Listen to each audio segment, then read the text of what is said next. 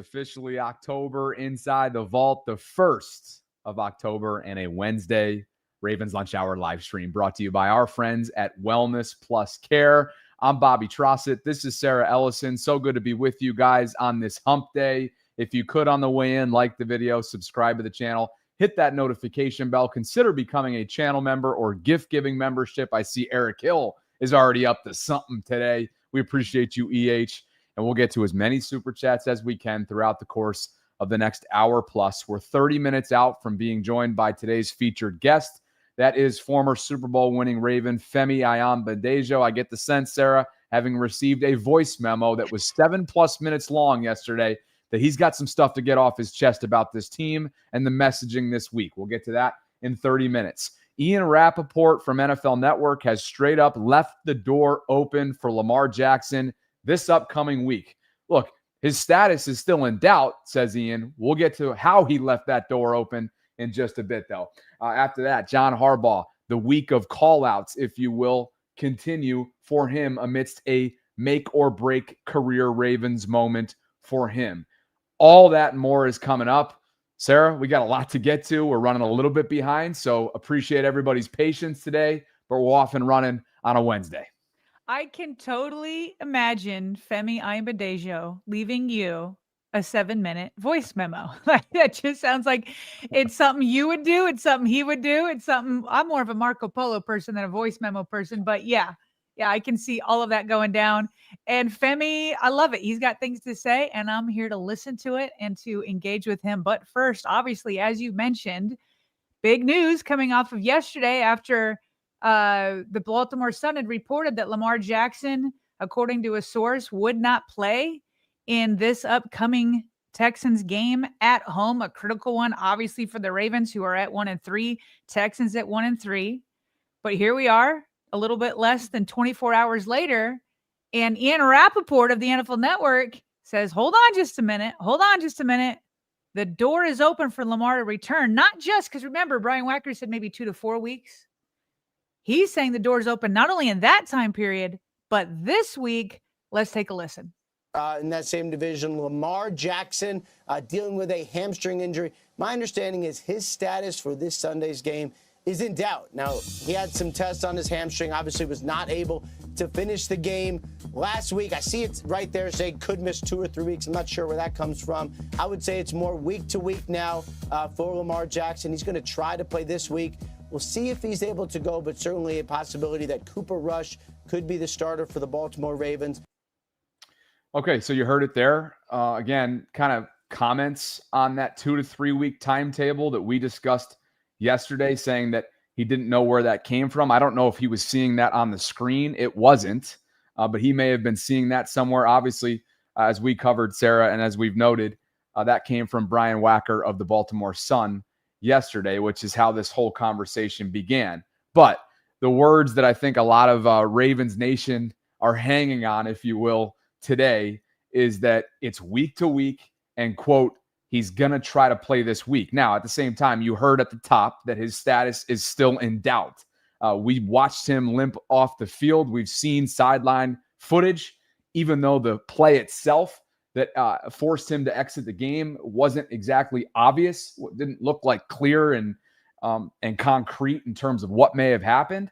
We saw him. There's sideline footage to prove it, that he was clearly laboring, clearly limping as he went to handshake Patrick Mahomes and the Kansas City Chiefs after that game was over. So a glimmer of hope, if you will. Obviously, this feels, even though it's not a mathematical must win, it feels like that. There's big time, a sense of urgency to beat the Houston Texans. They're going to come in just as desperate, if not more desperate, at 1-3. So if nothing else, a glimmer of hope for Lamar on a long shot week. You said a glimmer of hope. Let me just say this. It did not give me a glimmer. I am not buying this. I do not expect to see Lamar Jackson out there. And boy, would I rejoice if he did end up coming back there. But in no way, no shape, no form, not whatsoever do I think that Lamar Jackson will be out there against the Texans. And here's the thing. We know, Bobby, we've been covering sports long enough. We've played sports long enough. These soft tissue injuries, especially the hamstrings, are finicky. So maybe I would have a glimmer of hope if this was the Super Bowl. But the Ravens are still playing the long game. I know a lot of fans are like, oh, the season is done. It's over, all of that. But from the Ravens' perspective, if they better not have the same perspective as media or fans, they better not. They're the ones getting paid. They're the ones that need to have pride. So they are thinking of the long term. We're going to get more into what's coming down the pike and the schedule and all of that later in the show.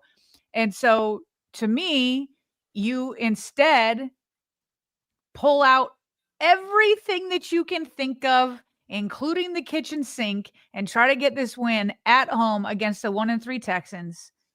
And even if you drop the next one at the Rams, if you can pick up one and go into the bye at 2-4, and then you've given Lamar Jackson 3 weeks to recover. And by then, maybe Roquan Smith and Marlon Humphrey, Kyle Van Noy might be back this week. Broderick Washington may be coming back. He has to be 4 weeks on IR.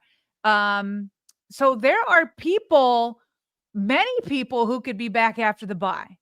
So the Ravens just need to dig deep inside that building and say, it's not smart for us to have Lamar go for it with a hamstring like that in this week, because if he makes that worse, then on the back end of the bye, there's literally zero hope. At least right now inside the building, there's a pathway. But if Lamar Jackson makes this worse, you erase that pathway. I still do not expect to see him. And instead, I expect to see this man right here, whose stats you have as a starter. Cooper Rush, QB2. They brought him in March. It was an immediate upgrade. I think we all believed in that over Josh Johnson. At the same time, stylistically, it was a different approach from what we've seen throughout the Lamar era, right? He's not Tyler Huntley with that mobility, but he does have a record, Sarah, a track record, if you will, in really fill-in work for an injured Dak Prescott over the years with a 14-game sample size that not only proves he can win and can keep the ship afloat, if you will, but is also, I think, the more reliable game manager, the more sophisticated, and I don't use that word. Sophisticated is a little bit much, but he is the more reliable passer.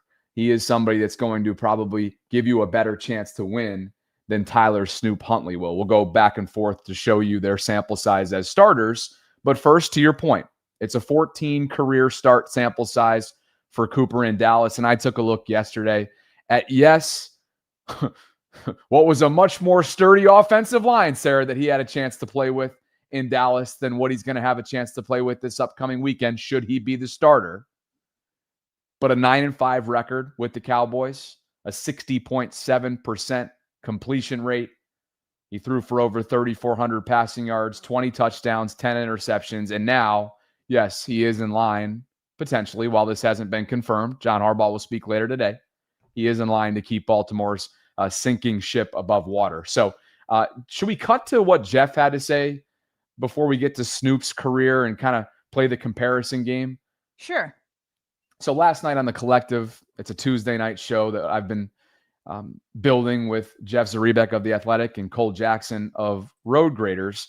Jeff had this to say about something he's feeling going into the weekend on Tyler Huntley. Now, Tyler, of course, has been the practice squad quarterback in Baltimore for the last few weeks. And since the Ravens let him go a couple years ago, Sarah, he has bopped around, and bopped around has he ever. He's played for the Miami Dolphins. He's played for Cleveland in 2 different stints in the AFC North. Jeff thought that we may have a chance to see Tyler in some form or fashion coming up on Sunday. Listen to this from The Collective last night. I think, it's funny you brought up Tyler Huntley. I think he's going to play Sunday. I think you'll probably see him. And I this isn't anything I've heard, although John Harbaugh just casually brought that up yesterday. I don't know if you remember his quote. He basically like, I have confidence in Tyler Huntley too. Well, no one really asked that. So it was kind of curious that he just volunteered that.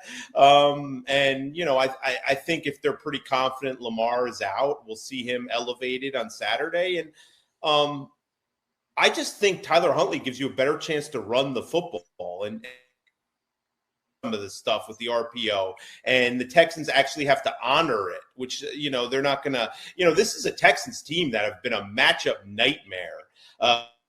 The Ravens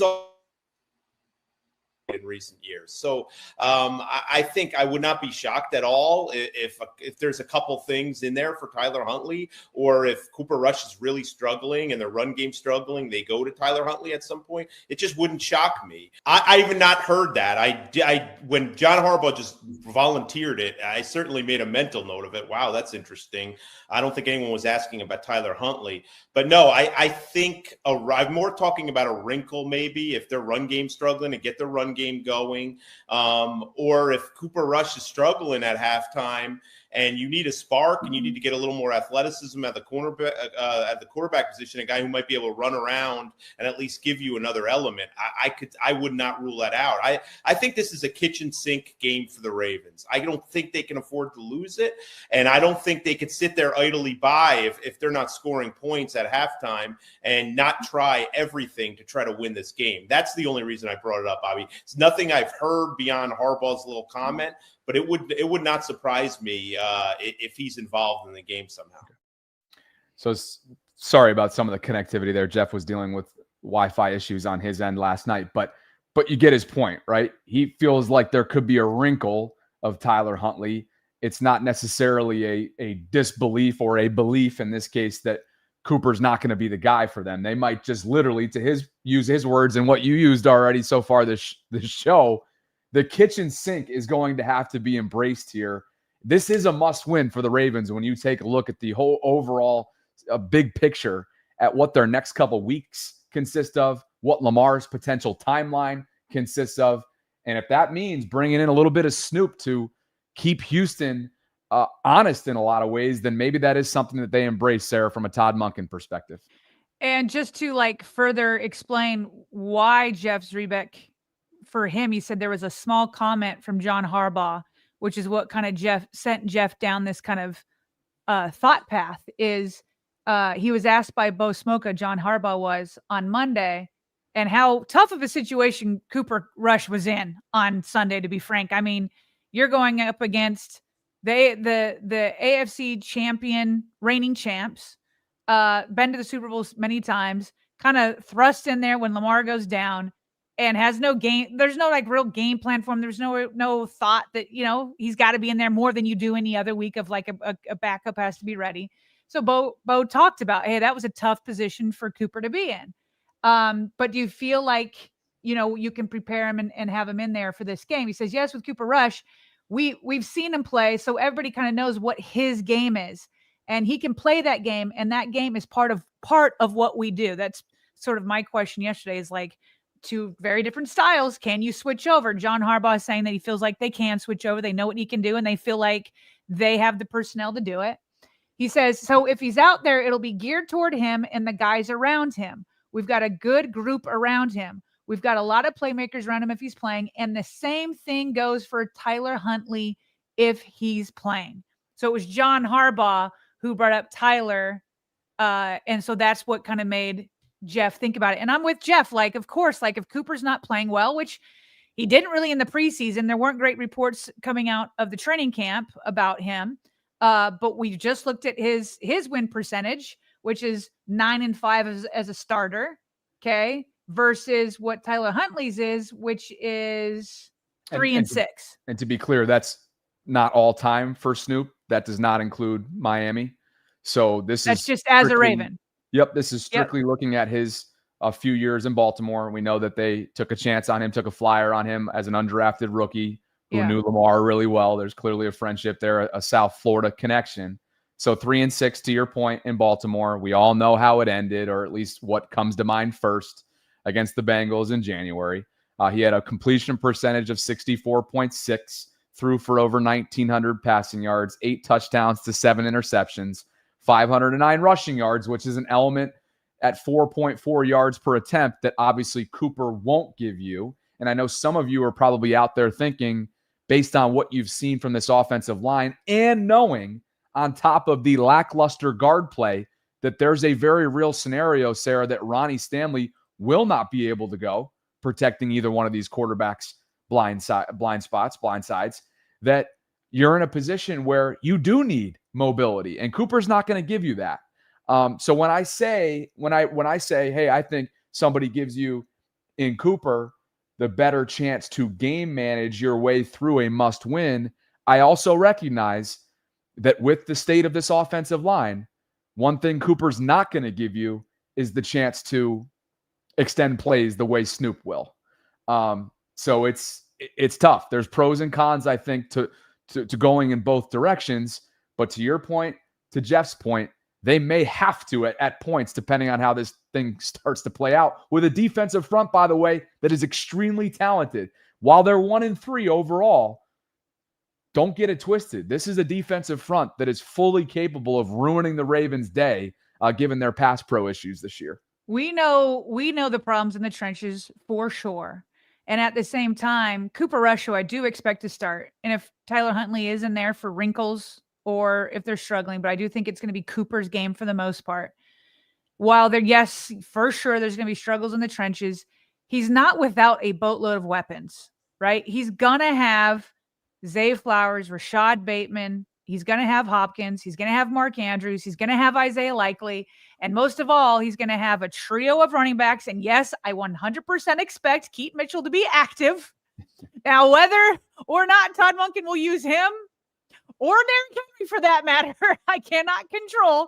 You would think after getting blasted by John Harbaugh that would change. But he will have all of those weapons around him. And, he'll have to get the ball out quick and all of that. But a couple days ago, or yesterday, I'm losing track of time, they had a debate on First Take about the use of Derrick Henry.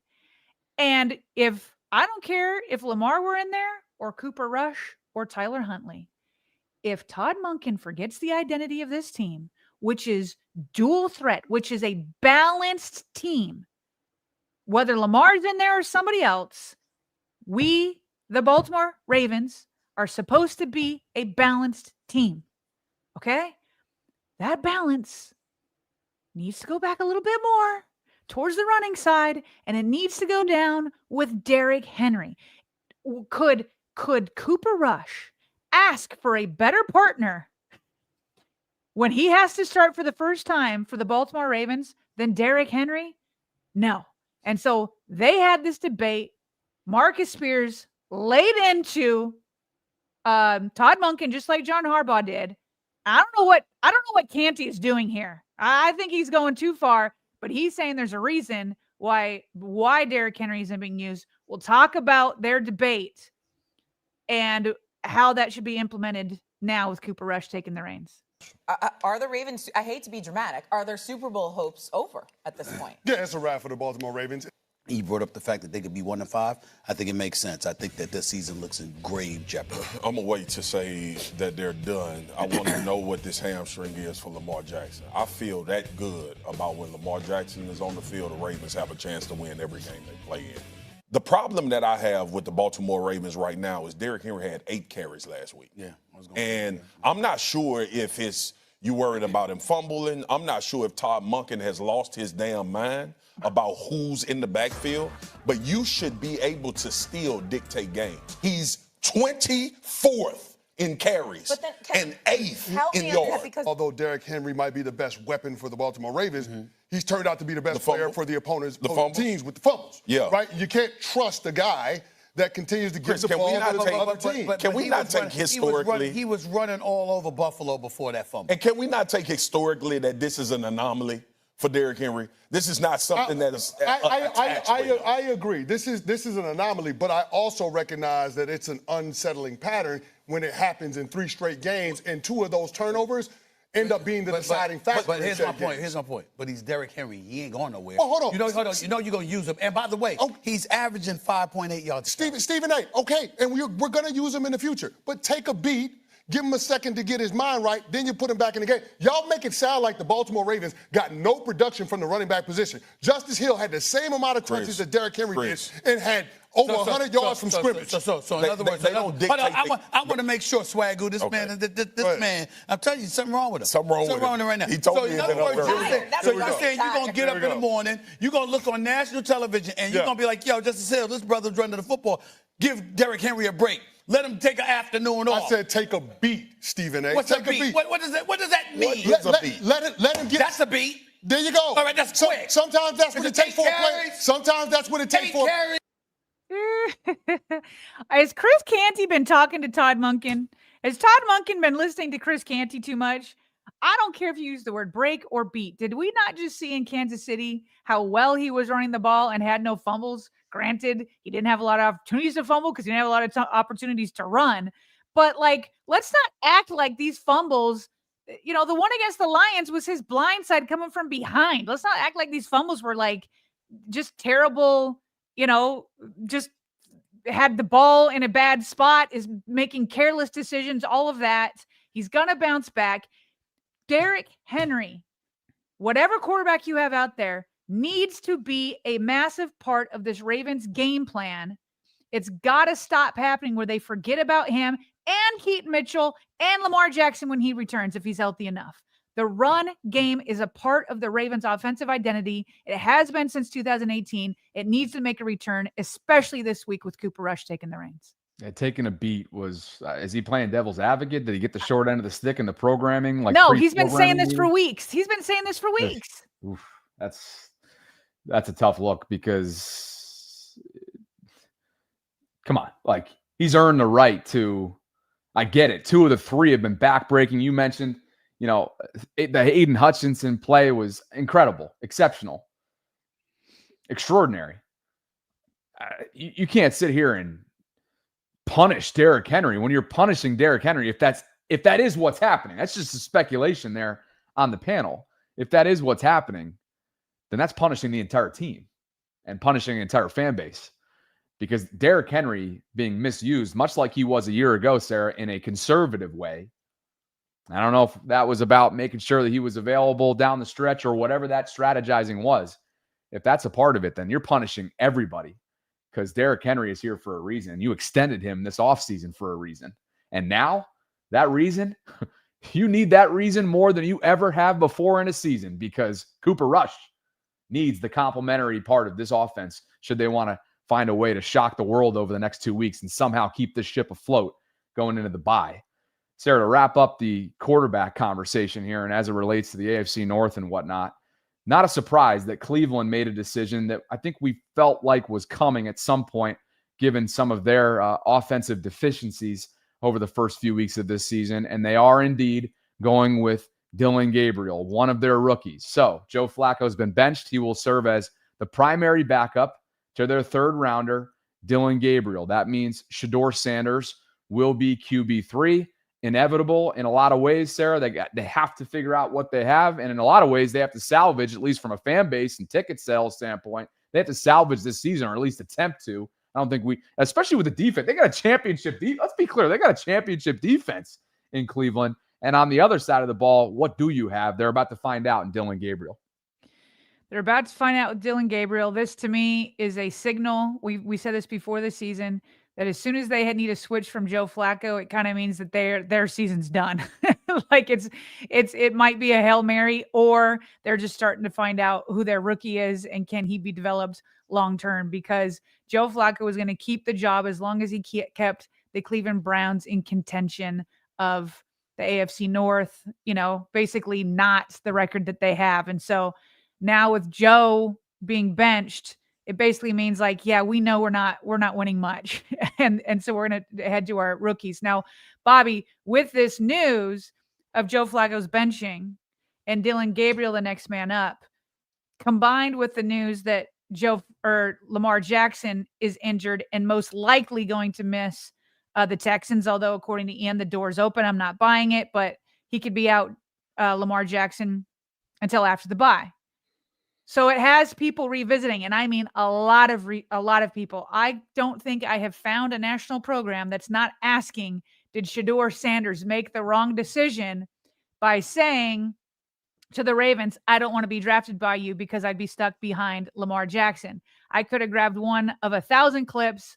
This one hit my timeline recently, so I've got Emmanuel Acho saying how it was a bad decision from Shedeur Sanders not to have gone to the Ravens because now in Baltimore, he feels like there's an opportunity. Jackson supposed to be out, 1 to 3 weeks? Shador Sanders turned down going to Baltimore. Everybody said, Acho, that's a backup mentality. Acho, you talking like a backup. I said, no, you can't play God. If Shador Sanders was a backup with the Baltimore Ravens right now, he'd probably be starting this week in Baltimore with Derrick Henry behind him, with Zay Flowers out wide, with DeAndre Hopkins out wide. Instead, Kevin Stefanski's still oscillating between starting Flacco or Dylan Gabriel. Yeah. This is why I said you can't play God, because you never know what's going to happen. All right, so just to be clear, I think that Cooper Rush would still get the start over Shador. However, he still would have been QB3 in any scenario. And if Shador is who I think he can become, and if Shador believes in him, he could have competed with Cooper Rush. He could have competed there, and maybe he could have beaten Cooper out. We'll never know. But Cooper Rush is getting the start, and he would probably be ahead of Shador. So that's, kind of pushes against what Acho and many other national people are saying. But at the end of the day, I still do think the opportunity, I get why people are saying it, because he could be competing with Cooper in Baltimore and have Derrick Henry and these other guys overdoing that with the Cleveland Browns. Important to remind everybody the timeline of how things worked out in the offseason, to your point there, with where Cooper Rush probably would have stood. They brought him in early on in free agency, which obviously comes before the draft in April. So you never know. Shador still QB3, right? Not just Joe got demoted, but not to. It's not as if Shador is the next man up. Joe's still going to be serving as QB2 this upcoming weekend for them, whereas Shador is still waiting, 2 behind the QB1 pole position there. So Femi Ayanbadejo, former Super Bowl winning Raven, just hopped into our waiting room. Let's get a read in here, some super chats, Sarah, and then bring on Fem, who's got some stuff to get off his chest, I think. Wellness Plus Care, it's one of our newest sponsors, guys.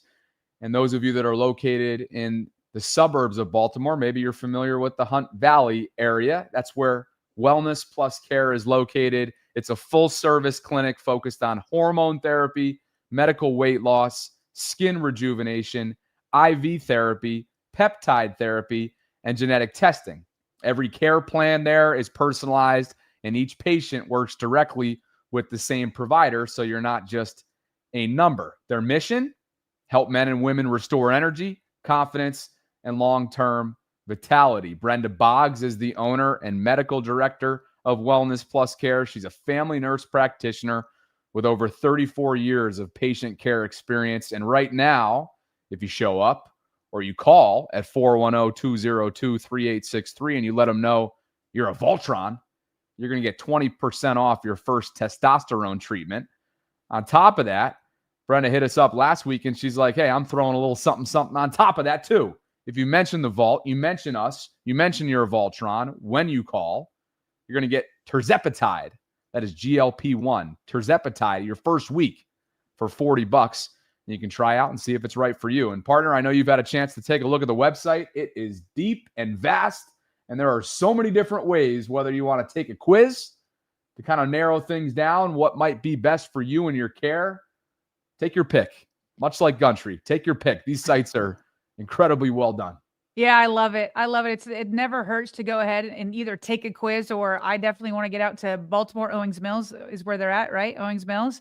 And get Hunt Valley. Oh, Hunt Valley. If I'll go to Hunt Valley and take advantage of that, the lab testing, just to check our own levels, right? It's always good to know your own body. If you are looking to, have weight loss, to do that with the help of professionals is always a good thing. That skin rejuvenation, all of that speaks to me. I definitely need to make it out there to Hunt Valley to check out the Wellness Center. I'm here for it.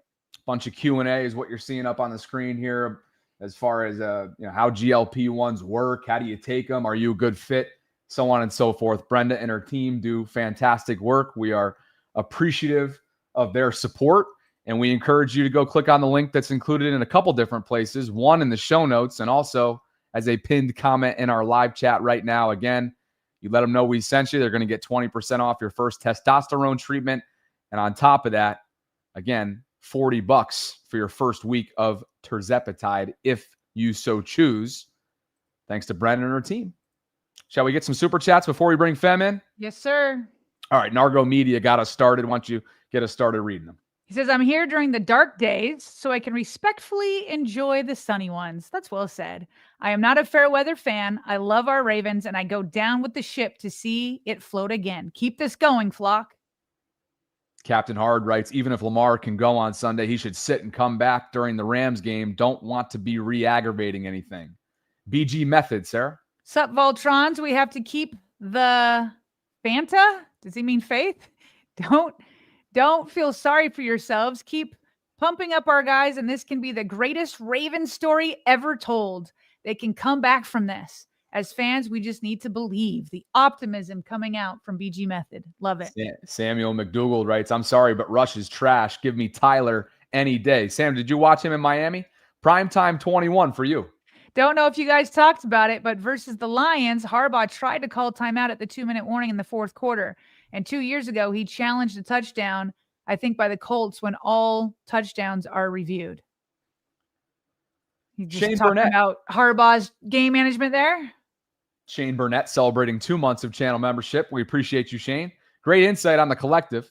Takeaway I have hope in now is Kyle having the green dot. He and Buchanan can be cerebral together to get the defense on track. We'll see who starts alongside Teddy. Perhaps Trent and Sarah gets the opportunity, not of a lifetime. He's gotten a lot of them over the last few years, but maybe this is just what he needs to kind of revitalize his career here. Primetime 21, another one.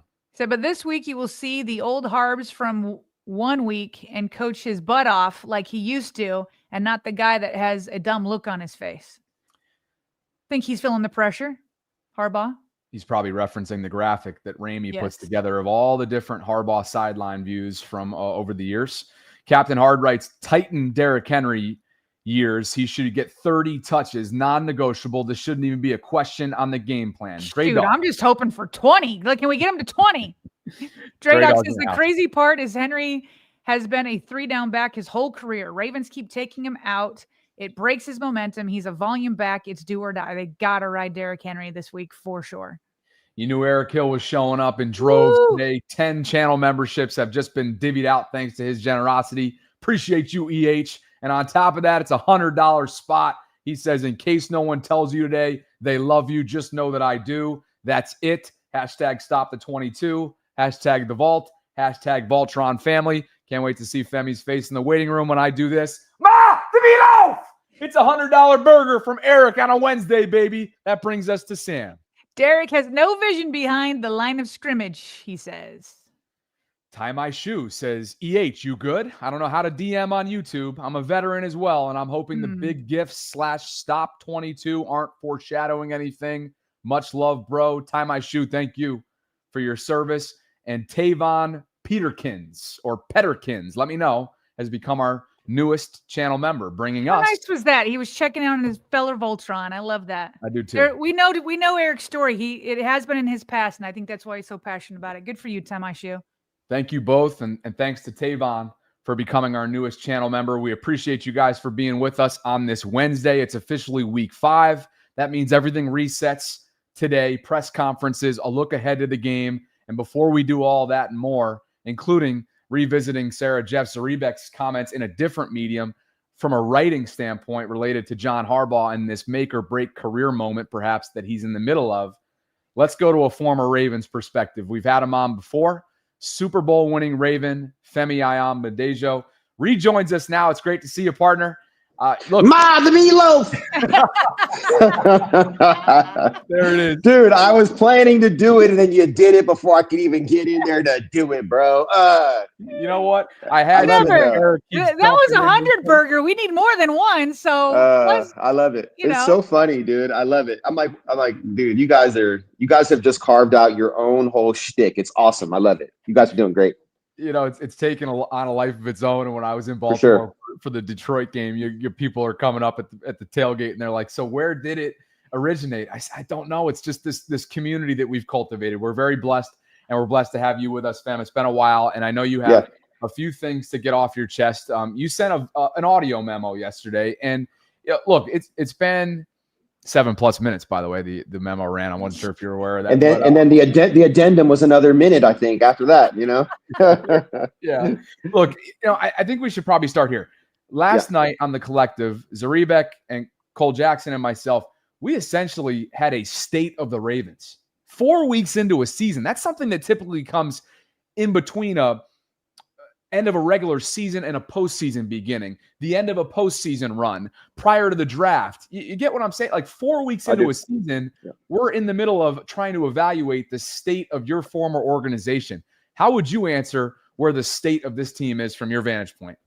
Well, I think that this analysis was pushed forward because what's happened in 4 weeks feels like a whole season of just negativity and chaos. Like, from where we are, and Sarah, we can debate the rank, the number 1 roster, the number 3 roster, the number 5. Like, it doesn't matter. We are top 5, top 3, top 1 roster. Look at us. I mean, nobody's saying that now. The number 1 ranked team, I believe in Vegas when the season started, us in Philly and Buffalo, I think all 3 of those, however you look at it, were slotted to be, I think, in San Francisco for the Super Bowl. You know what I mean? And literally in 4 weeks, that whole narrative has been completely upended and derailed. And people are absolutely shocked. And so that requires a state of the Ravens conversation. You know what I mean? So like I just had a bunch of strawberries and, little strawberry seeds. I just feel them like floating around in my mouth. But yeah, guys, my apologies. But I understand why people just feel like we need to reassess. Did we get it wrong? Did everybody get it wrong? I don't think so. I think that overreaction is commonplace nowadays, but I think everybody has earned the right to say whatever they want at this point. And I just feel like I need to keep my mouth shut and let people say what they need to say, because I'm in no position to have my purple Kool-Aid and my purple see-through glass and sip it and talk trash. I can't do it. It'd be silly for me to do that. I would lose all credibility. So to have a State of the Ravens discussion about all things from philosophy to communication to, do we have the right defensive coordinator? Do we have the right offensive coordinator? Do we have the right head coach? No question all those questions are valid. What is invalid is to question Lamar Jackson's character, work ethic, and what he sacrifices on a daily basis for this team. Anyone doing that needs to get their head examined. And I saw some young lady, I don't know if she was a Baltimore person in media or not. She made some comment about Lamar's leadership. You need to stop that. Yeah, you absolutely are talking out of the side of your mouth. Like, you have no clue what you're talking about. Like, I was disgusted when I heard what she had to say. Clearly, she has not been watching Lamar Jackson since he was a rookie. Does he do it differently? Absolutely. But does every one of his teammates and coaches believe in him? Absolutely. And because of what's happened in a couple weeks, you're going to question this dude's whole character and everything he's done because of 4 weeks. And by the way, if you got chased out of the pocket against Detroit 30 times and you can't even set your feet without getting hit, and you've been hit the amount of times he's been hit and sacked the amount of times he's been sacked, you don't think you'd be a little frustrated? You don't think you might have a few words or slam your helmet or have an expression on your face like you're just completely bewildered and overwhelmed? You would. But is he out there still laying it out there on the line every game? Absolutely he is. So no questions about his character, work ethic, or skill are valid in my opinion. The rest of them, and once again, these aren't my opinions. I believe that everybody has room to have their opinion. And I think right now it's all defendable other than commenting on who Lamar Jackson is as a person and what he brings to the table. That to me is completely off the table. Femi, I matched your passion yesterday when the news came out that he would, miss 1 to 4 weeks or whatever. And it wasn't just WJZ. It wasn't just her. It was like so many people in the name of wanting to stick it to John Harbaugh, calling him a quitter, basically being like, oh yeah, like he could have gone back in. And it's just because to them, it would be so satisfying to be like, look, even Lamar won't play for you, but that's not who Lamar is. And they're throwing Lamar to the wolves. Like, do you even know if the opponent really thought they could make Lamar quit? Do you even know what kind of like ammunition you're giving them? Do you even know like what you're saying about like his whole football life, that he's given so much to this game, to your point, and then he's going to quit on his team in Kansas City against Patrick Mahomes? That's who you think your quarterback is?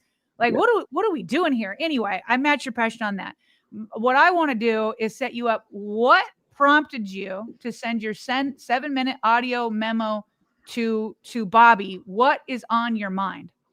Yeah, I think it starts with this commentary about Lamar Jackson and is he losing a step or is he hurt? And let me say this. I think that something happened in that Buffalo game.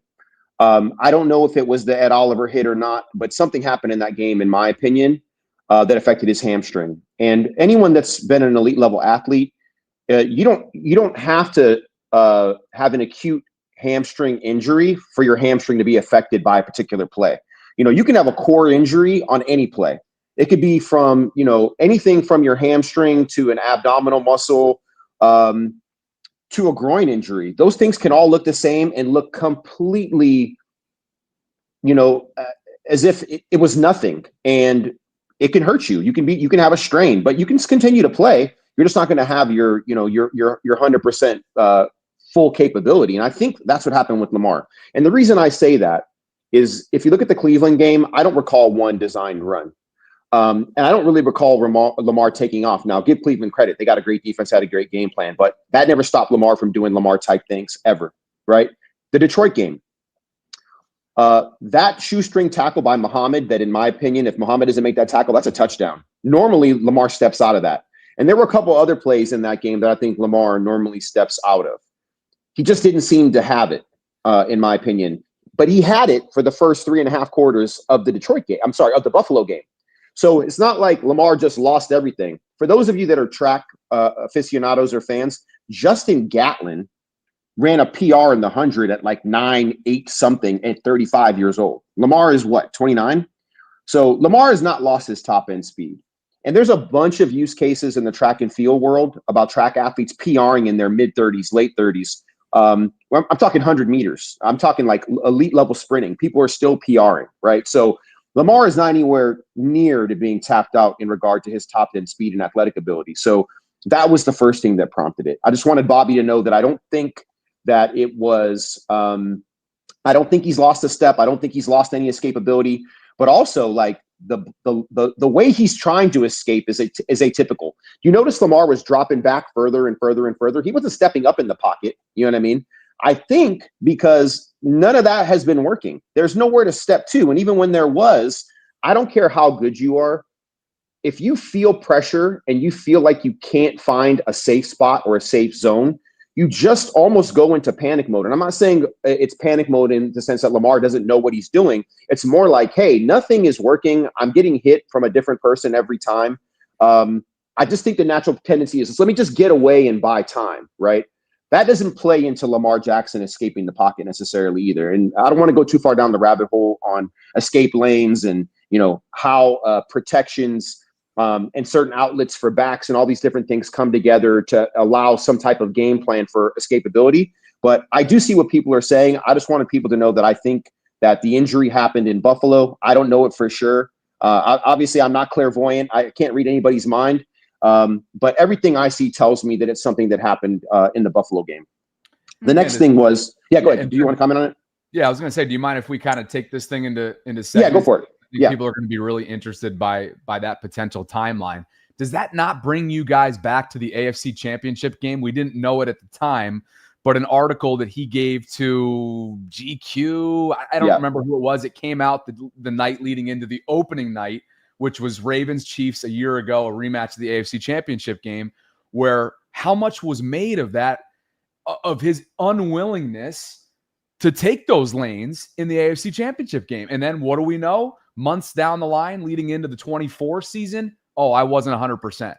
I'm so glad you brought that up because I was actually thinking about that yesterday, and I don't think I mentioned it in my 7.5 minute State of the Ravens message. But I think you're spot on. I think Lamar at 80% is better than 95% of the quarterbacks in the NFL, and so they're not going to comment on it. And I actually think it would be they could get fined actually if Lamar had an injury and they didn't disclose it, right? So. Right. And Fem, I think we just lost your audio for a second there. So just retrace. Yep. Are you good now? Okay, cool. All right, cool. Yeah. So, and I think that the Ravens could get fined if they disclose an injury later. You know what I mean? So no one's going to talk about it now. Maybe it'll come out at the end of the season, what happened in this early stretch. But I think you make a great point. I do think that, like I said, Lamar at 85%, 80% is better than 95% of the quarterbacks that are available. So maybe we'll hear more about this later. So just to finish up on this Lamar part, and then I want to get into the second reason why you sent your audio memo. So maybe you don't have it pinpointed to this, but some people were like, okay, there was that Ed Oliver hit in the Buffalo game. But even before it, remember, he was injured in training camp because his foot got stepped on. And it never got revealed who it was. So are you open to the idea that maybe it was lingering from even training camp, or do you feel like it was in Buffalo because maybe he was running a certain way that you felt like he was fine to start? No, I think it was in Buffalo because he came out of Buffalo, guns blazing, looking like Lamar Jackson. You know what I mean? So he looked healthy to me in Buffalo. Yeah, I don't think it had anything to do with what happened in training camp. Okay. So your second reason for sending your audio memo? Yeah, it's about this. You guys were talking about the difference in treatment and the tone and the explanations around the way Coach Harbaugh framed the offense and the play calling, and Coach Monken, and then Zach Orr, the defense, right? And the issues with the defense. And so what I notice and what I think is philosophically disconnected is that I think Coach Monken inherently wants to be a passer. I think he wants to call passes. I think he wants to have a lot of speed on the field and spread defenses out.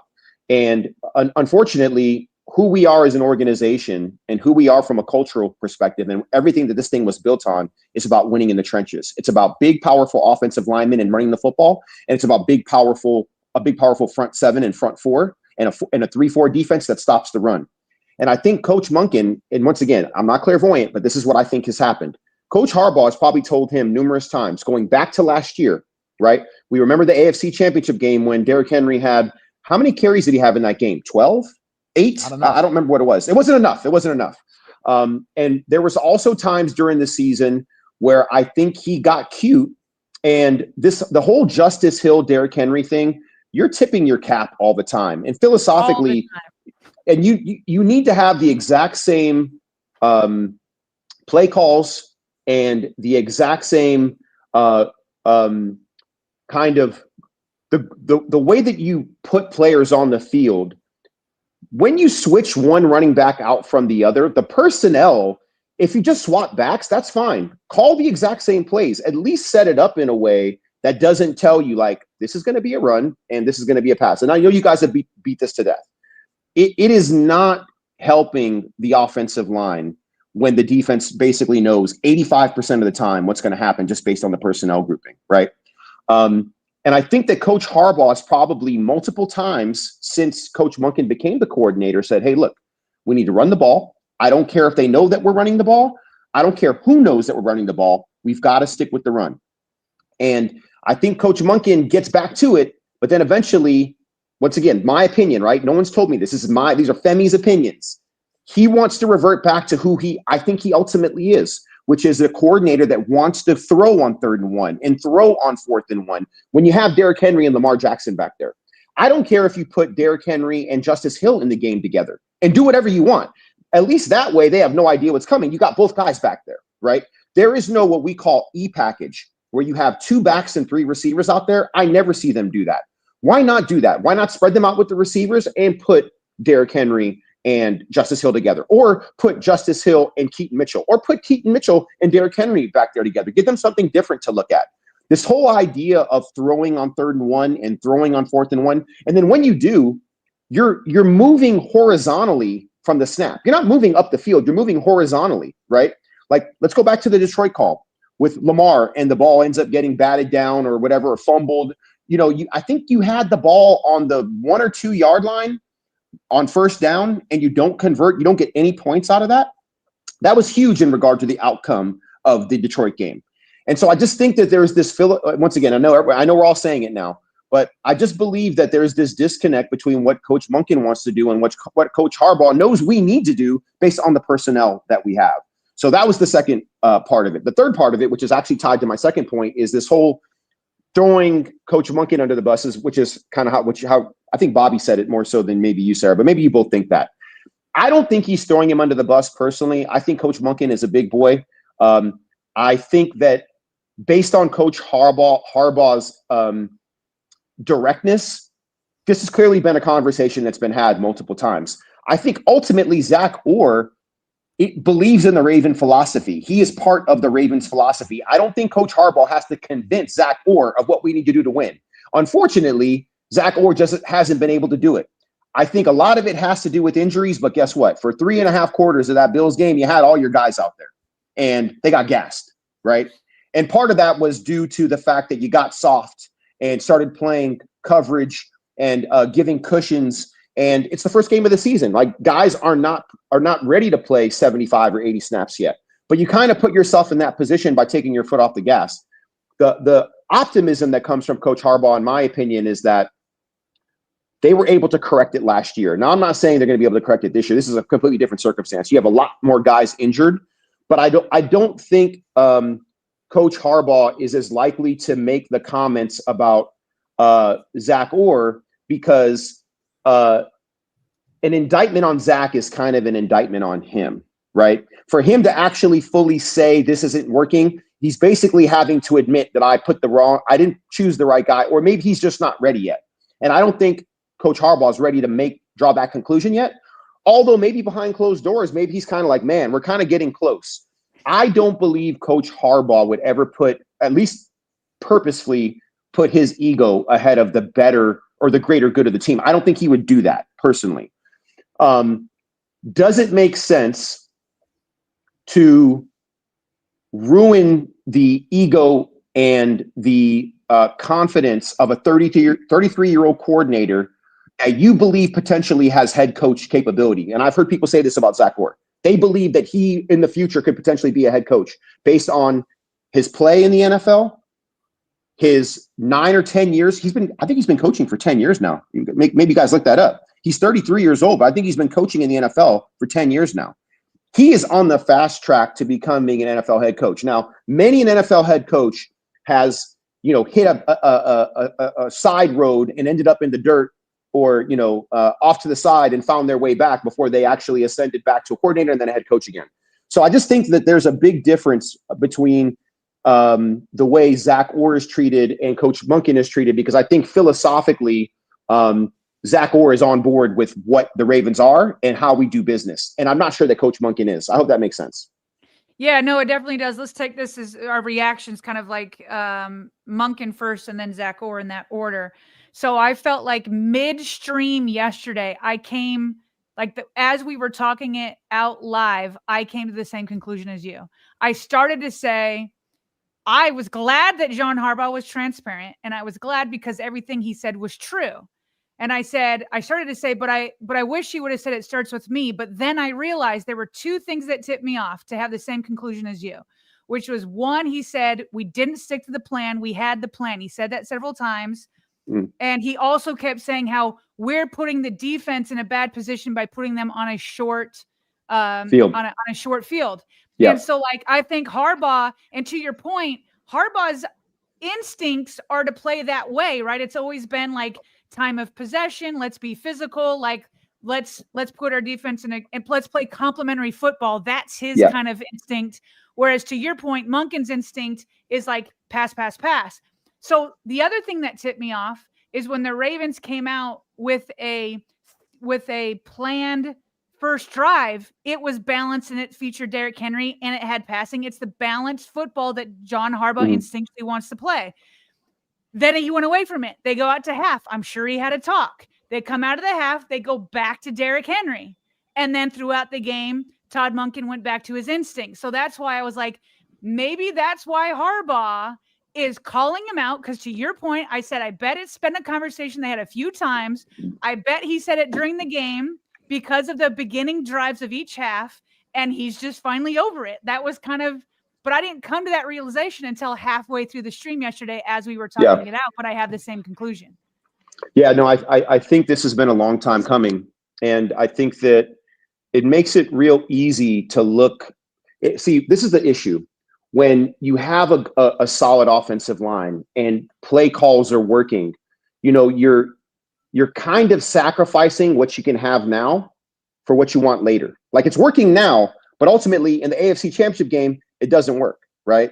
You get to the divisional game and it doesn't work. If just because those decisions worked doesn't mean that they're right. You know what I mean? Because you still have to be true to who you are, because when it becomes January and hopefully February, well, the Super Bowl tends to be played in warm places, but the January schedule outdoors in the AFC North and who you're going to end up playing in the playoffs, we know what those games are going to look like. And the type of offense that I see Coach Monken calling doesn't stand up because of the talent level, but also the outdoors and the weather. But you have all the right guys to make it work if you just lean into who you are. And I think when it matters most and you need to lean into who you are, which Coach Monken did against Pittsburgh in the playoff game, which Coach Monken did in the second Pittsburgh game here in Baltimore. But it almost felt like, wow, this is what we should have been doing the whole time. But sometimes when you play inferior talent, those decisions that you make, because you're just better, you're okay with that. But when talent is equal, what does it come down to? It comes down to coaching and X's and O's, which is coaching and the ability to draw up certain things, whether it's a blitz from depth out of nickel or dime with Kyle Hamilton and you disguise it, or if it's setting up in the same personnel with the same people, but running a completely different play that looks like the play that you ran before. But it's based on either a run play or some type of play action, which is what we should be doing the majority of the time. So I hope that makes sense. You can't, just because something works in September and October doesn't mean it's going to work in December and January. And ultimately, you need to be thinking about philosophically, like the things that we need to do to win down the road. We need to be building schematics and plays off of those looks and that personnel, which means, in my opinion, Derrick Henry's got to be in on third down sometimes. Derrick Henry's got to be in on fourth down. Derrick Henry and Justice Hill need to be in the backfield together. I know I'm beating a dead horse now, but yeah, that's my philosophy on it. And activate Keaton Mitchell this weekend, right? Because you can already pretty much put together the inactives based on what they're dealing with injuries-wise. I don't mean to bring us down a different road right now, but two different things just popped up on the timeline, Fem, during that tremendous insight from you. One, as you see on the screen, rookie third-round tackle Emory Jones out of LSU, who has been on the NFI list, the non-football injury list, to start off this season, of course, because of the off-season shoulder injury that he sustained, has made his practice debut. The Ravens just tweeted this out. Look, I can't sit here and say that much like the signings last week, Taven Bryan and Josh Tupou, I don't think anybody's coming to save this team in any way right now, barring something between now and the 4th of the deadline and a big acquisition, but a positive sign for Emory Jones, who potentially has some guard flexibility in his game.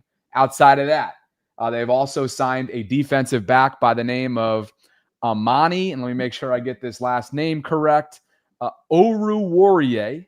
Amani Oruwariye. Okay, he's a former 5th-round pick by Detroit, had some stints with the Jaguars and Cowboys in recent years. He's made 40 career starts, and again, there's a reason why he's available, much like yesterday's signing, but that is where the Ravens stand. That's what just came down the pike.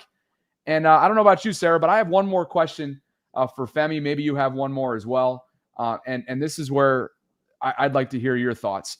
Both Jeff, Sarah, myself, we all feel like it's a must-win. It may not be mathematically a must-win coming up on Sunday, but clearly they're going to have to pull out all the stops. We expect Cooper Rush. I'm sure this will be confirmed maybe. Or maybe John will be tight-lipped on what his plans are, given some of the reports that are out there with Lamar and his status. But assuming that Cooper, Fem, is QB2 at least to start the game, and Tyler is QB1 to start the game, you know what I mean?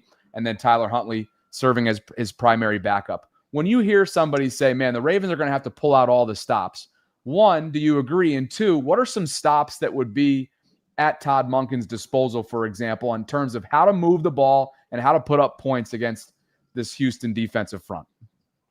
Yeah, I mean, first of all, I'm all in on Cooper Rush starting. Like, anybody talking about anything other than that, like, they haven't been paying attention. Look at his career statistics. I mean, he's 9-5. He's got a 60% completion percentage. He's got a 2-to-1 touchdown to interception ratio. What else do you want? I mean, I watched Cooper Rush play in Dallas, and yeah, were things moving fast for him on that first series last week? Absolutely, but he's been on the sideline. Like, give him a second, give him a second to adjust to the speed. I think he's going to be fine. And I think he's going to be able to distribute the football. I think Zay's going to have some catches. Bates going to have some catches. Hopefully Isaiah's out there, Mark's out there doing his thing.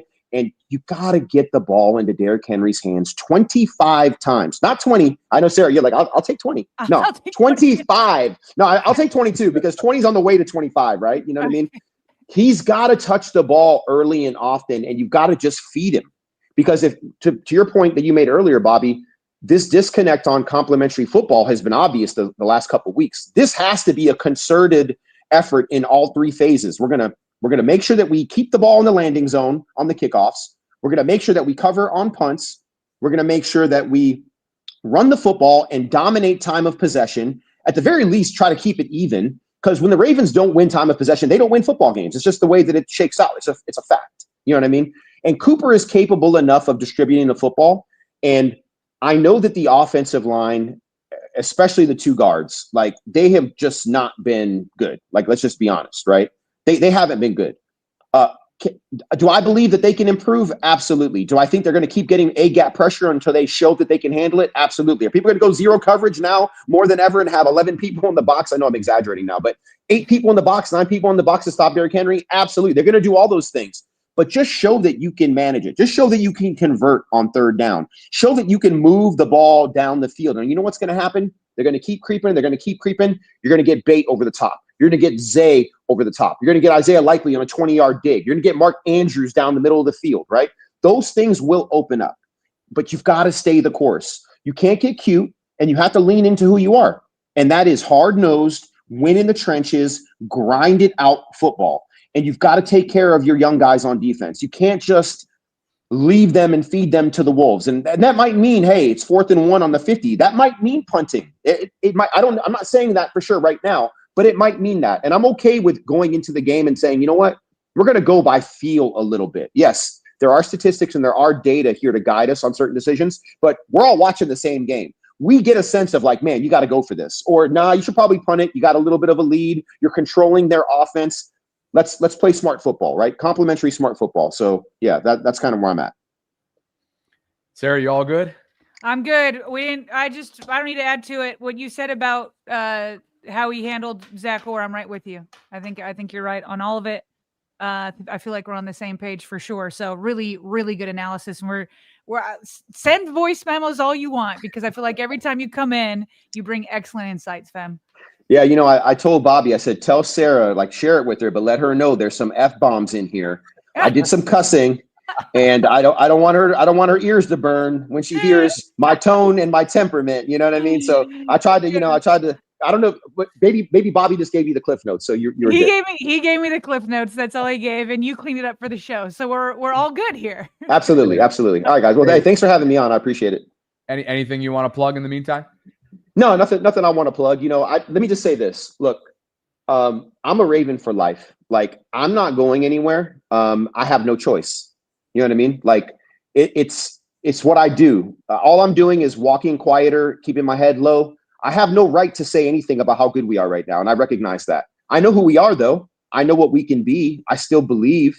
I don't want to see Coach Harbaugh lose his job halfway through the season. Let's have that discussion at the end of the season, right? I can't speak on Coach Monken and Zach Orr. I have no idea what's going to happen with them. Do I see, if I had to rank who would lose their job first? Once again, this is just us playing a game. It would probably be Zach, right? I just don't see it happening.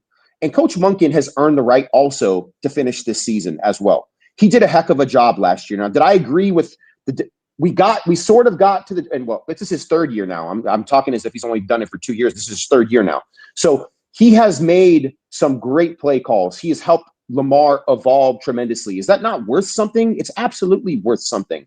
I believe I know that they earn respect in drops and they lose it in buckets. I'm just not that person. Maybe I'm loyal to a fault. You know what I mean? But I feel like the way this organization has been run has always been based on continuity and culture. And I know that people like start losing their minds. Oh, Coach Harbaugh, the culture guy. He is the culture guy. And Steve Bisciotti is the culture guy, because it starts with ownership.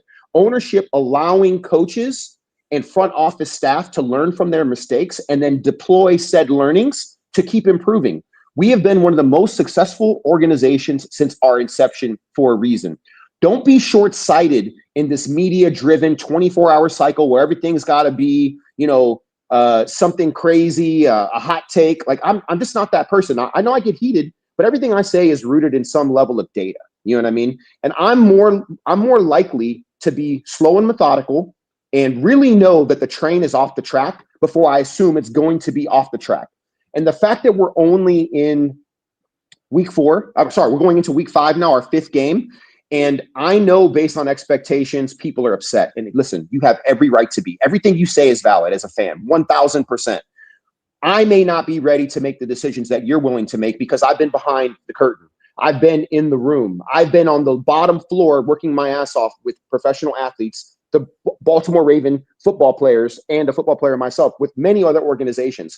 What the Ravens do is so unique. The way they do it from the top down, from the front office to the coaching staff, and the thought they put into building a team and building a staff, it is not normal what they do. So guys, please just be a little bit more patient before you want to burn everything up and throw it all out the window. That's all I'm saying. And guess what? If we get to the end of this season and we are still here having the same discussion, I'm not going to stand in anybody's way. Whatever happens, happens at that point. I totally get it. Very fair. And you said behind the curtain, let's make sure everybody knows that, yeah, as a player, a Super Bowl champ, of course, and as an intern earlier on in your under career, Coach Harbaugh, under John Harbaugh. So you have a twofold sense, a dual sense, if you will, for how things are run behind the curtain, like you said. So, and my brother played for the Ravens for 5 years. Oh, and by the way, Brendan was a pretty darn good football player as well. Yeah. So I have a lot of knowledge on this. So yeah, but just, hey, I appreciate it, guys. Yeah. Thank you.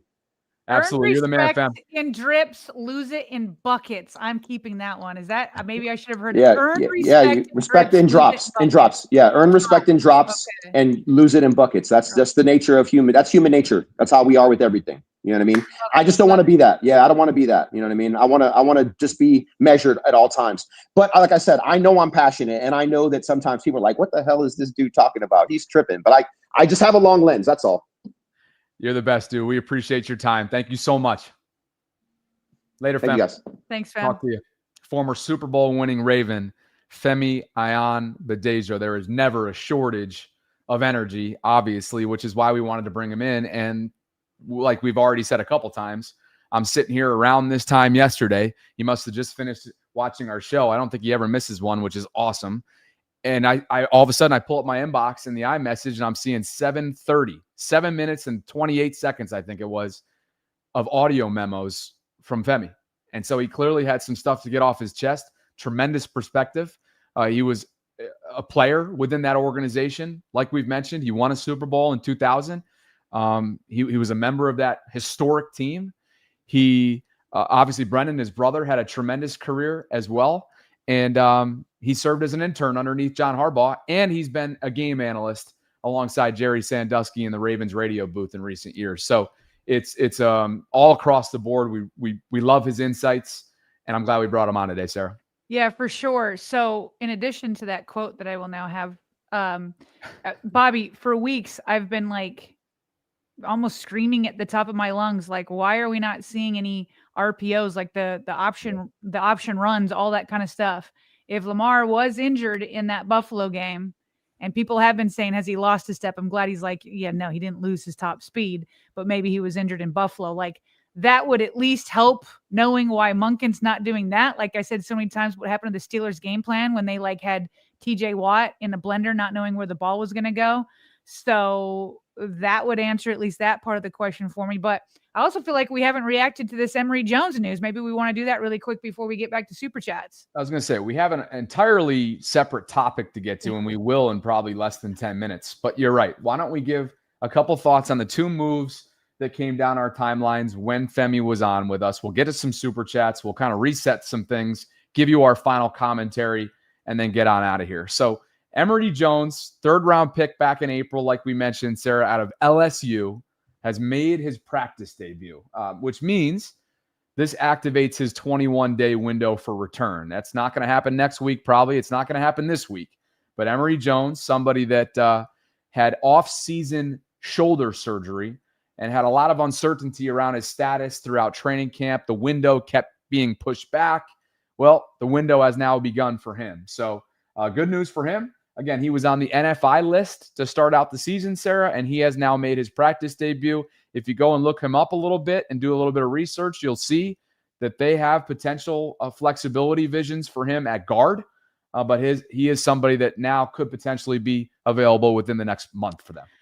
Okay, so the timing of this, Bobby, is either a massive blessing from on high, or they are at a point that it's like, if we don't get him going now, like, it's not going to happen at all for this season, and we're not in good shape across the offensive line. And to your point, he could play guard, or maybe things aren't looking good with Ronnie Stanley. We don't know what his condition is. Is he continue to be week to week, or is he more long term? Is he going to be like Lamar and some of these other guys that maybe after the bye he'll be fine? We don't know, but Emory Jones, a healthy Emory Jones, could be useful in several places across the offensive line. So I don't know what it is. I don't know if it's like a blessing from up above that finally, because he was supposed to be ready by training camp, right? Or at least mid-training camp, and then it just kept getting pushed back. So maybe he's made it, or maybe they're like, he's been on the cusp for so long that at some point we have to give it a try, because like you said, it's 3 weeks. But on top of that, he's a rookie. And so he's got to learn this offense. He's got to learn the NFL. And so even if he is activated to the 53-man roster after these 3 weeks, is he still going to be ready to be thrown into the fire mid-season as a rookie? We don't know, but he's got to get something going, because if he doesn't want to lose this year altogether. But remember, Eric DeCosta said right before the season started, remember he did that press conference, we were already saying, oh, it's going to be a redshirt year. Eric DeCosta, back before the season started, but after training camp, he said, I'm excited to see Emory out there. He's the one who left the door open, and now it's even cracked open a little bit further with him coming back to practice. We saw it with Voorhees a couple years ago, which it ended up being a redshirt season. Now, we knew that going in, and that was going to be the case, right? They traded back into the 7th round to go get him out of USC, knowing that he had just torn his ACL. This was a little bit more like, hey, let's wait and see. To your point, there was an initial timeline of, hey, we hope to have him for training camp. We're not going to have him for all of our offseason programs leading up to training camp. And now, week 5, his activation window has officially begun. Sarah, this is somebody that back in April, when he did hear his name called on day 2, told a local affiliate in his hometown, quote, I'm ready to go bleed for the Ravens. So we'll see what Emory Jones has in store for Baltimore over the next few weeks as he ramps up. Now, one other note as well, again, practice squad transaction, Sarah, with all the injuries, with all the injured reserve designations, with the coming and goings that have happened, are happening quickly. So Sam Mustipher, who was recently signed, the Owings Mills native, he spent some time with them in recent years. He was released from the practice squad. Okay, they've signed defensive back Amani, and this is a familiar name for those of you that follow NFL closely. He's been with Detroit. He's been with Dallas. He's been with Jacksonville. He's a former 5th-round pick of the Lions. It's Amani Oruwariye. Okay, Oruwariye. Amani Oruwariye has been signed as a defensive back to the Ravens practice squad. He's got 40 career starts. And again, there's a lot of shuffling going around right now, given everything that they're dealing with roster construction-wise. So that is the latest practice squad acquisition, if you will. Ooh, a lot going on. Yeah. A lot going on. Whew, okay. Lots going on here. A lot of back and forth. We appreciate Femi. He brought it, man. Femi brought it. If you guys want to say thank you to him, go hit him up on Twitter, because I think we got a lot out of that. Hopefully you guys did as well. Blast Hard Cheese, who, of course, yesterday was our first it was a new donor, if you will, a new Super Chat donor and a Chiefs fan. He's back. What's up, Blast? He says, I just want to echo the importance of Fanta. I think he's talking about the fountain drink, the orange fountain drink, Fanta. Yes, because there was a Super Chat where somebody said, keep the Fanta, and they meant Faith. And so now he's making a joke. Okay. He says it's delicious and colorful and gets you good and sugared up. Hashtag #. Okay. Eric Hill is in the house. Eric Hill's back, and too bad Femi can't be here to take the meatloaf duties off your plate. Right. He seemed like he wanted to, but he's responding to Tie My Shoe, who reached out to him and said, are you doing okay? And he says, hey, Battle, which we learned means like somebody that you've been to battle with, or a fellow person that's been in the military. So he says, hey, Battle, I'm good. No foreshadowing, just getting the message out there. Then he says at Ashley Shelton, I'm trying to behave in the chat, meaning not give so many large donations, meaning behave that way. And he says, Femi is here for Ma the Meatloaf for you, sir. Tie my shoe, hashtag, and then hashtag Silent King. So he wanted to cue that up for Femi, but he's gone. So We didn't even have to cue it up. Femi queued it up himself. Appreciate you, EH. Ma the Meatloaf! Appreciate a little 50 spot on this Wednesday from you, Eric. And again, I'm glad you and Tie My Shoe had a chance to connect. Wes Hall says Lamar had a foot injury in this offseason. Could that be a lingering issue we aren't aware of? Or could his hamstring be compensating for that injury, do y'all think? I think Femi did some good insights I asked there. that question. Yep. Shared some. Yep. You and him were all over it. Ray Dog, we trust for you. Says Bills game. Imagine being up 40-25 with under 5 minutes left, then being told the Ravens flock would be 1-3. We actually showed that graphic yesterday or the day before. Just asking the same thing. Dre Dog 679. I want Cooper to play well and win, but if he wins and I hear from anybody that he should be replacing Lamar, when I see you, I will dog walk you, period. There were some Tyler Huntley days where people were saying that. We're old enough to remember. Yep, 21-22. Wes Hall says, I feel like we are trying to blame Monken rather than Harbaugh for the offensive mentality. We've had this same stuff happen prior to Todd. Roman threw 50 times in the 2019 divisional game. Cameron would get conservative at the end, too. Yeah, some of that 50 spot, if you go back to that game, was obviously just how out of reach it was in the second half. But clearly, early on, it was still out of reach. Yeah, well, for sure, the conservative nature, I think, has been more of a Harbaugh thing, the conservative nature. But getting away from the run game is not who Harbaugh is instinctually. And I do think that Femi has it right on that part of it with Monken. That's not up to absolve John of anything, but I think it's a good thing. In order to fix problems, you have to identify the problems. And so conservative John leaving the run game, more Monken. Thanks, Wes. Captain Hard says, need a mix of Greg Roman and Todd. That's the funny part. And is Todd not listening to John? The second half of that game, we went back to running again. Show me Roe for you. He says, Orr can follow Harbaugh's scheme in ideals all he wants, but he clearly struggles to call the correct play at the correct time, and that separates good and bad. We can't wait for him to figure it out. Show me Roe, man. Never misses an episode. Guy's all over the place.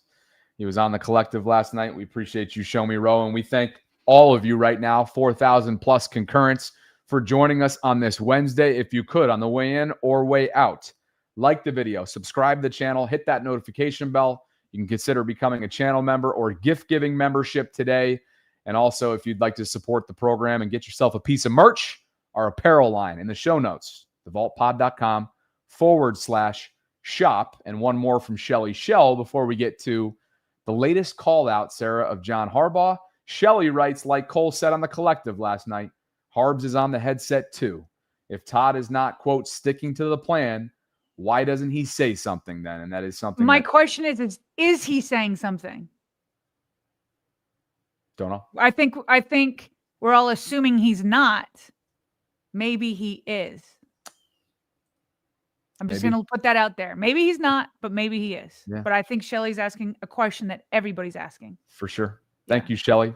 And again, thanks to all of you for being with us. Partner, why don't you lead us to our next topic? Yeah, so at John Harbaugh's Monday press conference, there was a point in there where he said that with the fans, he hopes that they still keep some confidence in them because they've been down roads like this before. And he hopes that people can keep the faith in him and the team, knowing that they've hit hard times before and they've been able to pull out of it. And I thought Jeff Zrebiec did a good job in his column this morning talking about some of those past hard times that John Harbaugh has been able to pull the Ravens out of. Just to kind of go back. Remember, Bobby, I remember covering this team the Super Bowl year. I am letting you know now, that did not look like a Super Bowl team to me. In fact, I remember the Ravens lost 3 in a row late in the season. And I remember like the picture from the season was Joe Flacco throwing an interception, trying to tackle the pick six, but he didn't. And he fell on the turf and his face was in the ground. And that was the image all over newspapers the next day. It was all over websites. And I don't even think social media was that big back then. I mean, it was around, but not that big. But they fired John Harbaugh, fired his offensive coordinator mid-December, and they went on and won a Super Bowl. There's 2 times that they had 14 regular season game, or they won 14 regular season games, and they started out with bad seasons. In 2018, they were 4-5. Lamar Jackson came in, helped save the day for sure, and they went on to win 6 of their final 7 games. And then they also won 8 of their first 11 back in 2021, despite losing their entire backfield. I remember the entire running back, all the running backs were out. Wide receiver Rashad Bateman was out. Nick Boyle was out. Left tackle Ronnie Stanley was out. Marcus Peter was out. And they still won 8 of their first 11. And they finally didn't get knocked out until Lamar himself was injured. So, yes, John Harbaugh has brought them back from bleak scenarios before. But as Jeff Zrebeck wrote in his column this morning, this one, maybe it's recency bias, but this one feels worse because it's not 1 or 2 messes. There's fires that he has to put out everywhere. A defense that is the worst in the league. An offensive coordinator that apparently isn't sticking to the plan. He himself not having the optimistic culture that you would like to see. There's players frustrated left and right, throwing helmets and slamming him. Derrick Henry crashing out. Lamar Jackson throwing his helmet. Leaders not talking to the media after losses, some of them because they're injured. Like, he goes and he talks about how both coordinators deserve criticism. But then Jeff Zrebeck got to his main point, which is this. He says, any of the coaching criticisms needs to start with Harbaugh himself. He's the guy who hired both Monken and Orr, choosing the latter, even though there were plenty of more experienced candidates who would have loved a shot at carrying on the Ravens' storied defensive tradition. He's the guy who is responsible for overseeing the game plan.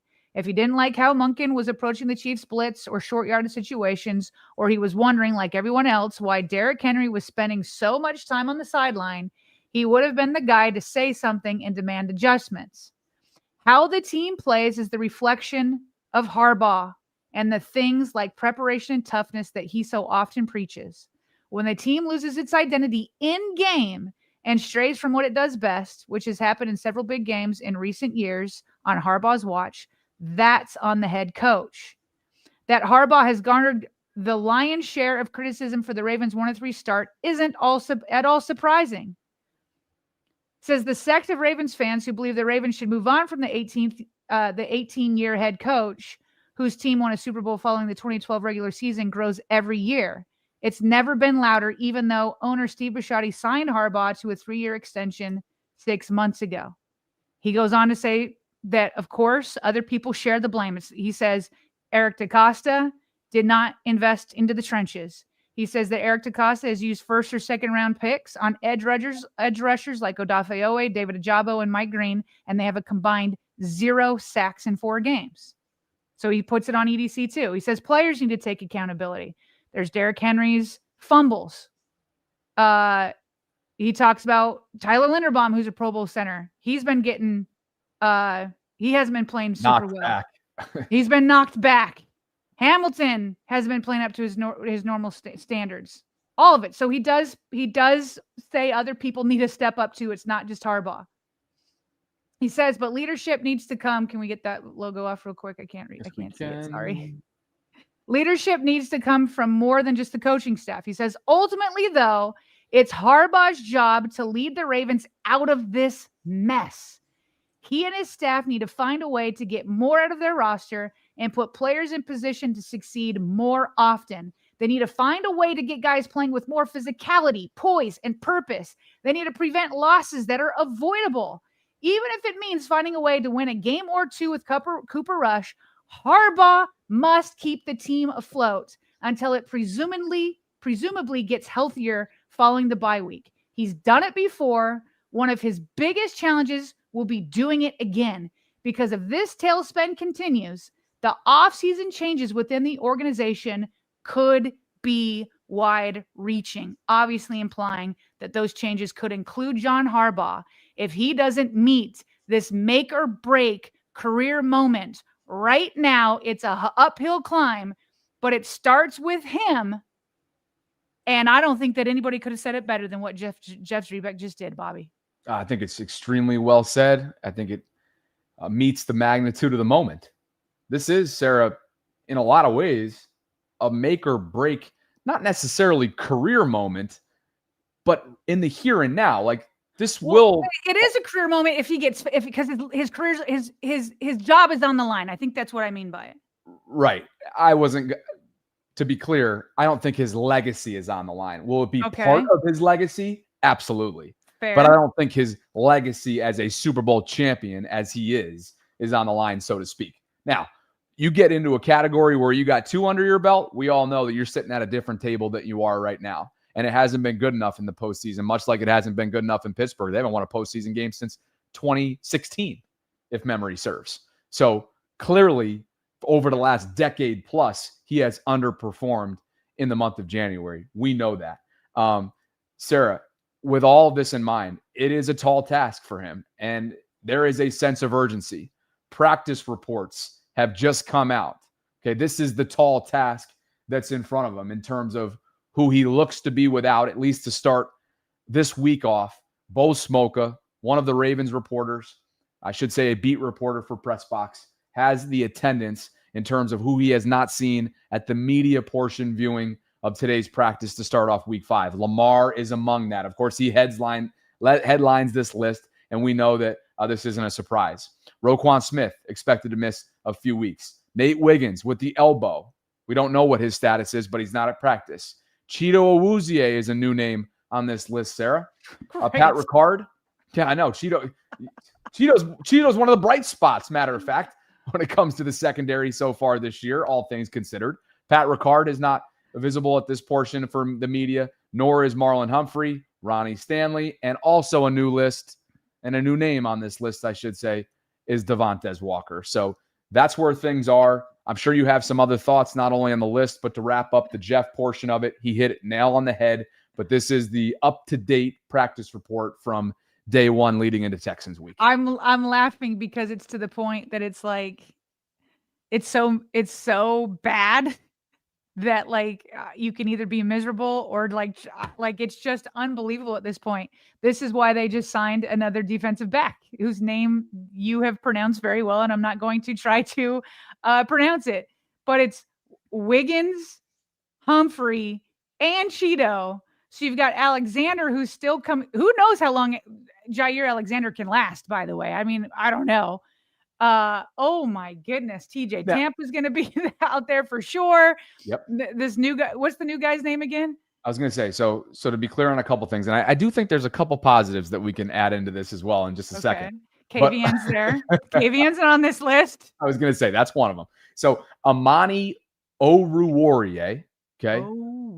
Okay. Oruwariye. Somewhere Jerry Sandusky's like, are you kidding me right now? We call him Double A. Let's call him Double A. You know, Amani is the newest defensive back signed to the practice squad. We'll see if he gets called up. There's a reason, obviously, much like last week, like we talked about, Josh Tupou and Taven Bryan. Josh was called up as a game day activation, and then Taven wasn't, but both of them were obviously available at this point in the process within the NFL calendar for a reason. On top of this, yes, Kyle Van Noy, and when I say on top, let's just add in a couple positive wrinkles or at least positive signs to start off the week. Kyle Van Noy is back at practice, according to reports. Travis Jones is back at practice, according to reports. And we already mentioned earlier on in our live stream that Emory Jones window for his ramp-up period being activated off of non-injury, what is it? NFI. Non-FI. Non-football injury list. Thank you. He has returned to practice to make his practice debut as one of the rookies. So anyway, that's where things stand right now. Yes, there are a couple new names on this list, which just worsens what you thought couldn't get worse or wasn't even possible. But this is where they stand right now on Wednesday. Okay, so Travis and KVN are back. I do anticipate KVN playing. He returned last week. They didn't push it. So I do think he could be back. So when you say returned, he was on the field pregame working out. No. He was back on Friday. Oh, you're talking about practice. Okay. Yes, practice. Yeah. Yeah. Obviously didn't play in the game. We all know right, that. Right. He was back last week in terms of practice, but then they didn't push it and put him in the game. So I do think this time around he will play in the game. Travis being back on a Wednesday is a good sign that he will play in the game. So, I mean, look, every little bit helps for sure.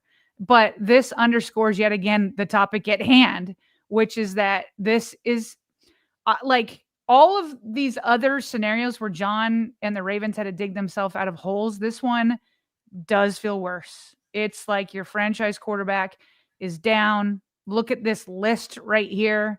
You're getting beat up in the trenches, and there's friction between you and your offensive coordinator. So, and what's the narrative between John Harbaugh and Lamar Jackson? We know it. The narrative is that Lamar Jackson saved John Harbaugh's job. John's going to have to save it on his own this coming week. He's most likely not going to have Lamar Jackson there to help him. John is going to have to figure this out. So, but if you look at it in John's point of view, and it's his gut check time for him. This is as gut check as it gets. There for sure is a path. If you're John Harbaugh and you're like digging down and you say, I'm going to save this season, he's got to get one of the next 2 games before the bye. And you have to. Texans feels like the best chance because they're also 1-3 and they're coming to M&T Bank Stadium. Like this is your best chance. Get this win, dig deep, and find a way, John. Let's control time of possession with your running backs. Let's have 2 running backs back there multiple times. Like, do what you got to do. And like Femi said, and every once in a while, Zay's going to leak. Mark's going to leak. Bateman's going to leak. You're going to find that off of the play action. Here's the thing. It's not just John Harbaugh who has to find the hope. Even Nick Wright of First Things First says that if they can come back healthy, and this is what happened. Remember I said in the Super Bowl year, they did not look like a Super Bowl team, but then all of a sudden, Terrell Suggs came back from injury. Ray Lewis came back from injury. Joe Flacco started playing out of his mind. Like these guys that are the list should be back after the bye, the vast majority of them. And so assuming that they come back, it's not just John Harbaugh that can see the hope.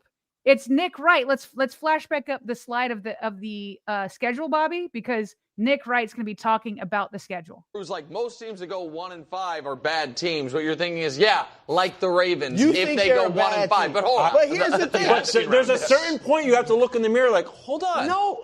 Are we the bad team? It's like the end of I Am Legend. Will Smith is like, hold on, I'm the bad guy. The zombies are good. Here is what I do think. Even at 1-5. Let's say they lose to the Texans. Going into the Rams game, it's like, is Lamar going to play? Is he not going to play? He's on the brink, doesn't play, and they lose. But that makes us believe he is going to be full strength starting with the Bears game. Yep. I do think I will pick the Ravens to win their next 6 games, hands down. I will pick the Ravens at home off a bye against the Bears. The Dolphins, I don't believe, are good. The Vikings, we'll see, but Wentz has been underwhelming to say the least. The Browns are I know the Browns, the Browns are bad. Yep. The Jets haven't won a game, and the Bengals, who even knows who their quarterback will be. So I do think it would be reasonable, even with this bad defense, for 1-5 to turn into 7-5. Yes. I could see that. I just think it's that last part of the parlay that is so hard. So if Nick Wright can see it, and obviously in the beginning, here's the stats. Teams that start 1-5, only 1.9% have made the playoffs. It's that golden sliver in that pie chart. The purple is the 98.1% that missed the playoffs. And I loved how Chris Wilde was like, what's that movie where like it's got the movie with Nazis in it, and then at one point a Nazi was like, wait, we're the baddies? like Chris Wilde's like, maybe the Ravens are the bad team. Kevin Wilde. Yeah. Kevin Wilde. But maybe they're not the bad. Who knows? Maybe they're not the bad team. That's what John Harbaugh believes. Okay, we're talking about his job being on the line. If he believes they're not the bad team, and by the way, these stats are with 16-game seasons. Okay, they get another game chance. So the stats maybe they have a 4% chance instead of a 2% chance if they start out 1-5. But even Nick Wright sees a 6-0 return from the bye. And it's not crazy if Lamar and these other guys return, the Bears, the Dolphins, the Vikings, the Browns, and the Jets, and the Bengals who are missing Joe Burrow, then you got to worry about the back end. But then you take it one step at a time or one bucket at a time in this season. That's the way John Harbaugh has to look at it. That's it. That's like, I got to keep them afloat. And this is them saying if they come out 1-5, we're saying John Harbaugh's got to get 2-4. But if he can get 2-4, they absolutely can rip off 6 wins with Lamar Jackson and company returning. Like, that's not crazy to say, right? No, and it just further emphasizes the importance of this, the magnitude of this week, the importance of this week. And I just wanted to wrap up one other note here on, again, this up-to-date injury list and attendance that we've gotten from the beat reporter community within the last few minutes. Jeff Zaribek noted a little observation on Devontae Walker, Sarah, who was one of the couple names that are new, right, to the lack of attendance list, if you will. Cheeto being another one of those. Jeff says Walker was walking. Devontae was watching practice from the sideline. Seemed to recall him hobbling off on a kickoff early in Sunday's game. Might explain why he only played 4 offensive snaps. So, just so we're being thorough, yes, the Cheeto name is new on this list. Yeah, on this absent list from practice to start off the week. Yes, Devontae is new. All the other ones are not. So just something to watch as the week starts to progress, Sarah. And is there anybody feeling worse other than the guys that are injured than Chris Broussard? This was funny. Chris is finding a way to milk this shtick. We know that he loves to have on that Ravens robe. He picked the Ravens, I believe, to win the Super Bowl. Did he do it again this year? I know he did it last year. And so last week he came out with crutches and Band-Aids looking beat up. This week he came out on life support. He's in the hospital bed. He's got a doctor behind him. He's got the breathing mask on. They say, "Hey, are you okay?" Raise your, he puts the thumbs up that he's good. And if you want to hear a little bit of it, for copyright reasons, we'll keep the screen grab on here. But here's how his shtick went down, his latest iteration of Drew's like most teams to go 1-. Wrong one. Wow, those Lions are brutal. Before I could even get the word sandwich out of my mouth, they jumped on me. Did they? They stripped me of my robe. Oh my goodness. But thankfully you got it back. They plopped down on my couch. They made me turn on 8 Mile, the movie with him and Okay, that was the Detroit Lions one. I pulled in the wrong one, but you get the shtick. He was on life support, and that's what we all are on. That's what the Ravens are on. That's what John Harbaugh is on. It's in Baltimore. We're all on life support, and we're just waiting to see. Are we going to have to pull the plug after the Texans, or can we actually resurrect this season back to life? That's going to be on John Harbaugh to do. Indeed. Shall we get to some quick hit super chats and get on out of here? Let's do it. All right. We left off with, I want to say it was Shelly. Let's see. Where are you at, Shelly? Hey09 gets us back started. He writes, Lamar will play once. Lamar will play once. Johns adjusts the guard position, and the Jones news just makes it better. Eric Hill, for you. He said, I'm good at putting out fires. Put me in, coach. Fat Boy Trucks. Mitchell won't see the field this year with Harbaugh. He prefers Ali, who only serves on special teams. No runs. Makes no sense. Wasted talent. Again, it's been a special teams evaluation up until this point. Again, that's the team's messaging when asked about it. And hopefully Keaton, which will be activated this weekend, given the onslaught of injuries that they have across the board. And as we keep talking about, this need and really requirement to pull out all the stops to get a win. Brian Me writes, Kendricks was offered a practice squad spot and he turned it down. Why not just add a veteran on the main roster, especially since Simpson has been bad and Higgins is still unproven? And that brings us to one of our quick hits. Sarah, we learned earlier today, or I guess it was yesterday. I guess it was today. Eric Kendricks is a veteran linebacker in the NFL, visited the Ravens, and Tom Pelissero was all over this until he quote tweeted himself and said, hey, actually, the visit, yeah, it went below the wayside. Here is more from Pelissero. He said he declined an offer to start out on the Ravens practice squad. He's heading home this morning. That's, again, today, Wednesday the 1st.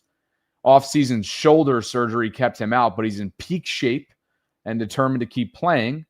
He has over 1,100 tackles, 10 years of service time in the league, including 138 tackles last season. He's a former second-round pick of the Minnesota Vikings all the way back in 2015. He spent the bulk of his career there, 23 in LA with the Chargers and 24 in Dallas with the Cowboys. He was a first-team All-Pro and a Pro Bowler back then and played his college football at UCLA. Peculiar news story earlier today, huh? Well, listen, Eric Kendricks has his prerogative and he can play when and where he wants. He's not under contract. That's fine. But this line that he's in peak shape now and determined to keep playing, it sure doesn't sound like he's determined to keep playing because it's October 1st and he doesn't have a job.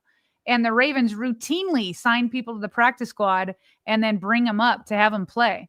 Like Roquan Smith just went out. Trenton Simpson's not playing. There's an undrafted rookie, Jay Higgins, who we all are happy to see, I guess at this point. Like, it's a prime opportunity, and he turned it down? It doesn't sound like he's determined to keep playing unless he has another offer that we're unaware of. Or he sees the state of this Ravens defense, and he's like, yeah, I'm going to go with hopefully what's another offer. Or maybe, to your point, maybe he is aware of what else exists out there within the market, but peculiar. Yeah. More quick hits. We appreciate you guys for being with us today. AFC North, at a glance. Yes, Joe Burrow's out at least the next 3 months with turf toe. He already underwent surgery. Lamar has missed the first of what could be many practices in the imminent future here with the hamstring. That puts Cooper Rush in position to be QB1 in a gotta-have-it game in a lot of ways on Sunday against Houston. The Browns, as we mentioned earlier on, have benched Joe Flacco for Dylan Gabriel. They're going to get a look at their rookie, one of their rookies, and yes, heading into a very early bye week off a Dublin visit and a win over the J.J. McCarthy-less Minnesota Vikings. The Steelers, Sarah, sitting atop the AFC North, just as we all had it, at 3-1 going into their bye week with Aaron Rodgers at quarterback. A lot of questionable game management in that fourth quarter against the Minnesota Vikings in Dublin, but they are chilling right now going into their bye. I want nothing more than for the Ravens to get healthy by the time the Steelers come around because I am angry. I am very angry. Your Aaron Rodgers is sitting atop the AFC North while we're over here reeling. I need them to get healthy and I need them to get the act together, even if it's just to beat Aaron Rodgers and the Steelers. Even if it's just to do that. Elsewhere, Kenyon Green has been signed to the practice squad. He is a guard, a veteran guard. He was a 2022 first rounder by Houston. His career has not panned out. Spent last year, or parts of this year actually, with Philadelphia.